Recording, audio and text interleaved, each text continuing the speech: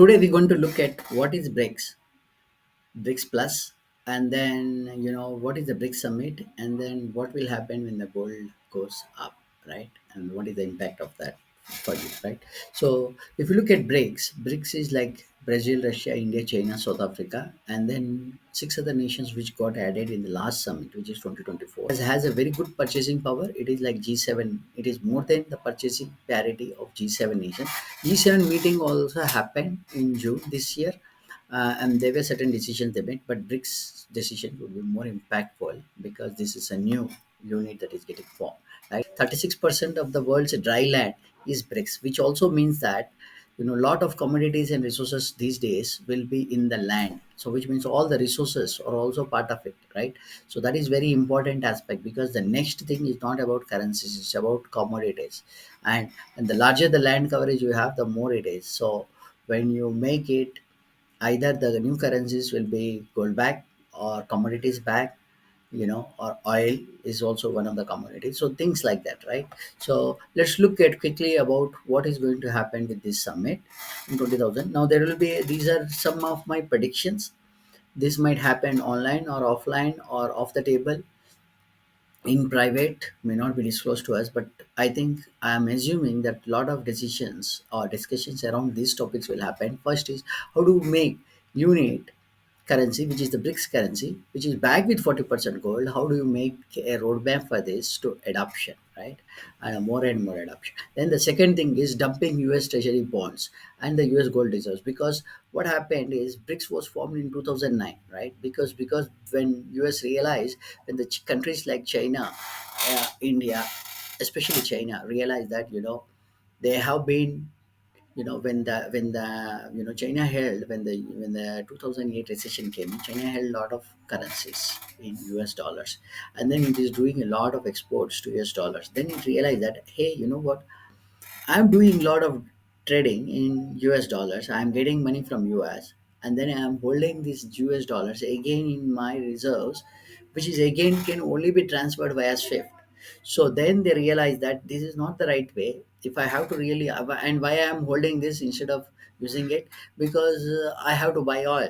So what they did is they realized that, okay, this middleman of this dollar is not required anymore. Why don't I directly give money or do transactions with nations where I am an importer, where I can directly meet contracts, long-term contracts. So what it wanted us to do was basically dump these bonds, US Treasury bonds, safety bonds, to cover up for this US price fluctuation, and then continue to buy gold because the currency, the unit will be backed by a gold, and then all the central banks are now started. India also started, China also started in the last few years. They have been in purchasing gold, but that is not enough, to be honest. China, to an extent, has a lot of gold already, so it can actually buy more gold. So we don't know what they are reporting or not reporting. Russia obviously has a lot of gold which is not reporting. So they have lot which they are not reporting. India as a government doesn't have much gold, so they have to keep buying the gold.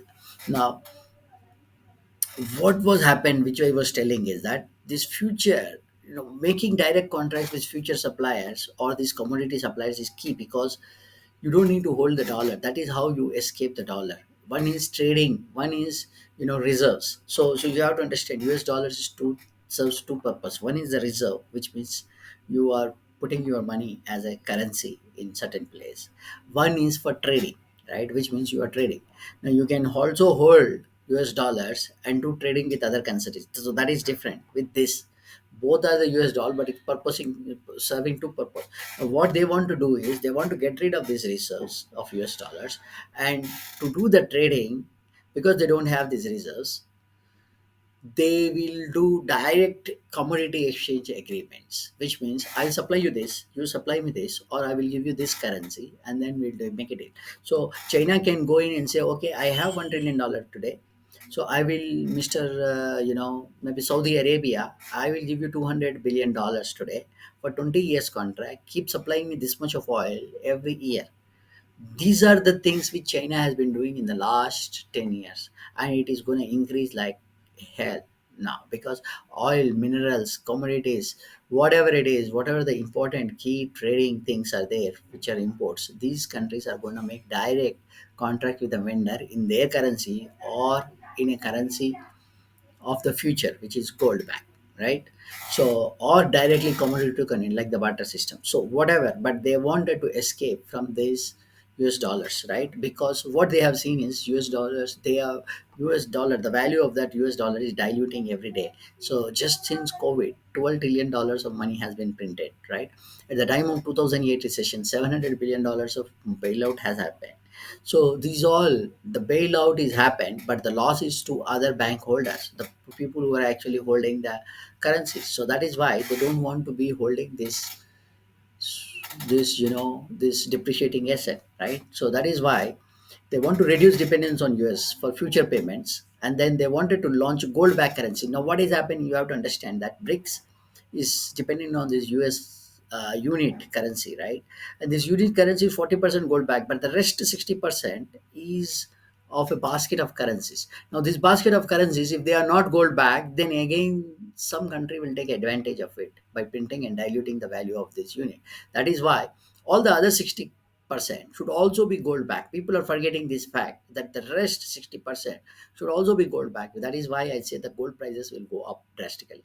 Now, for these things, they have to launch gold back currency. So all the people, all the countries which has to be part of this BRICS bracket has to launch their gold back currency. Only then it is pure true gold back currency. That is why, otherwise it cannot be. So that is why it's a must. India is also launch, and I will release a video on what is the impact of this. It's going to be a havoc in capital controls will come in for the India, because India government doesn't have much gold. You might think that those $1 billion, those whatever 400, 500 tons of gold, whatever we have is big. It's not big. Okay, we should have done purchase more, but we didn't do that, and there will be repercussions. Okay, and those repercussions will be on the government, and government will impact on you, right?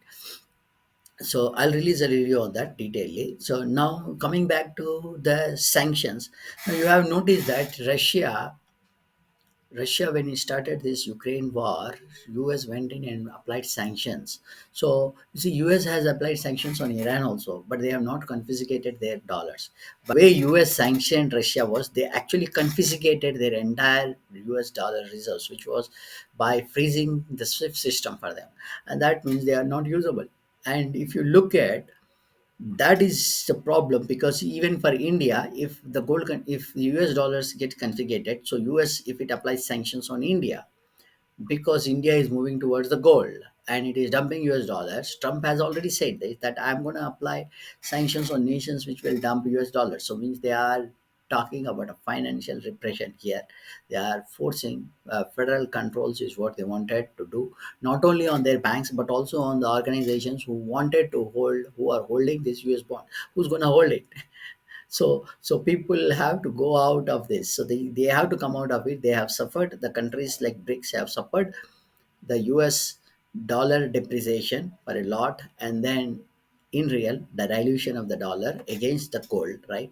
And then now they can't suffer anymore. So that's one thing. Then readiness for war is one other thing. So because of these sanctions, there will be retaliations, there will be war, there will be supply disruption. So everything has to be, there will be catastrophic events as well. So they will discuss in the summit, at least to an extent, on how do we remediate this or ready for the future, right? Including this disruption. So Russia has sustained the supply disruption because it is self-sustained.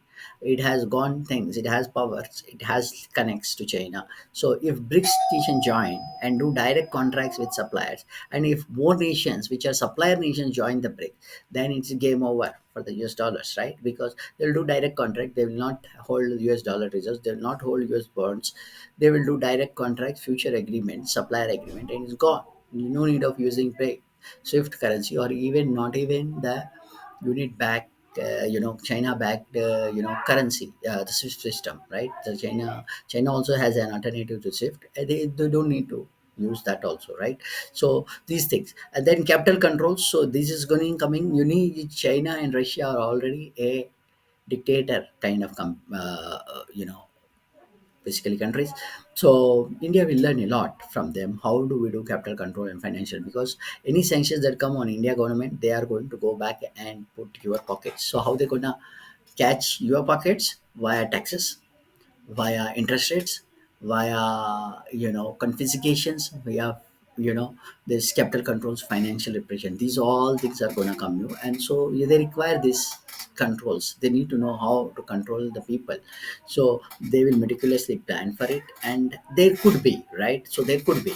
So any country, I'm just giving example of India, but there are countries, whichever countries join, if there is a quid pro, if there is a financial disorder, if there is a financial reorder, right, then there will be a lot of disruption, lot of decisions that will be taken. They have to be taken to ensure that the country runs smoothly, right? So that is why more nations will add and more support to each other, like NATO supposed to each other on military agreement. There might be a supply agreement or a retaliation agreement, or gold currency unit push agreement, whatever, they can collaborate and support each other. So if one nation is impacted, the other nations will support those kind of agreements. They will do like how NATO is doing between NATO nations, how they are supplying military